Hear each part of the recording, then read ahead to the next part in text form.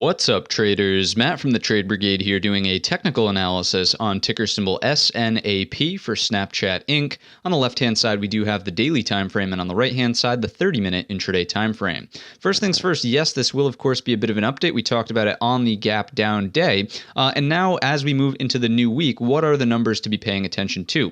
Well, obviously, the open is no longer really going to be in play. Let's remove that, and instead put in the high of the day here, denoting where the gap will start to fill again. So up and over $60.77, we can start to fill the rest of the gap to the upside, rest of it meaning that we just filled a little bit here early on Friday's session, and we're really looking for 70, the nice round number, to start acting as resistance overhead. Keep in mind, obviously, we printed a pretty bearish candle on Friday, so I'm not saying that it has to unfold this way. I'm just saying those are the numbers to pay attention to the upside if it wants to unfold on a break, again, of $60.77. To the downside, here's what I think is interesting and that a daily chart wouldn't really show you. 52.48 is the pre-market low of when the damage was done in the post-market here. So zooming in, you can certainly see that that is where this level is coming from on a continued downslope, right? Basically, anyone who tried to catch the falling knife, if you will, in the post-market, expecting that maybe there was a bit of a bounce into the next day,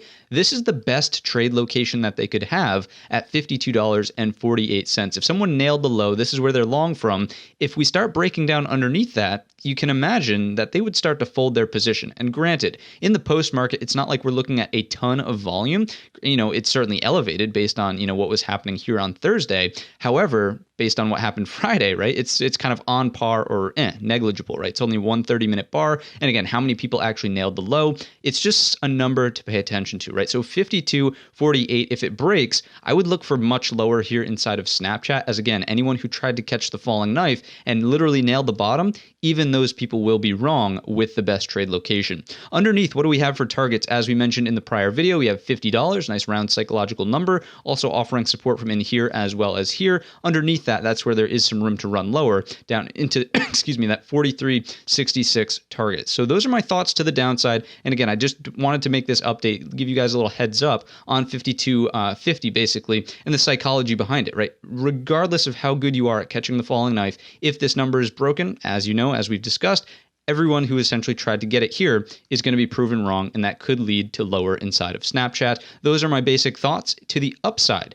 Again, here's where things get interesting. Based on Friday's high, what you'll notice is that's almost coinciding perfectly with what was going on in the pre-market after the dead cat bounce. So if there is going to be any sort of breakout to the upside, I wouldn't really bother with what happened on the intraday from Friday. It's either going to be, yes, we can recapture the 60.77, and as we know, that starts to fill the daily gap, and it is a pressure cooker top from in here, right? So anyone who shorted it, so we have two sides of the same coin, right? People who tried to buy, catch the falling knife here, and people who tried to re-short it on the dead cat bounce, right? So the people with the best short trade location here, as that starts to break to the upside, again, what do they have to do to close their positions? Because they will be proven wrong. They have to turn into buyers, and that will lead to some more buying pressure, giving some lift here inside of Snapchat. So that's how I'm thinking about this name moving forward. It's really all about those two numbers, 60.77 and 52.48. If you enjoyed today's update, more importantly, the psychological aspect behind those numbers, let me know in the comments section or by giving the video a thumbs up. Don't forget our main channel is linked in the description.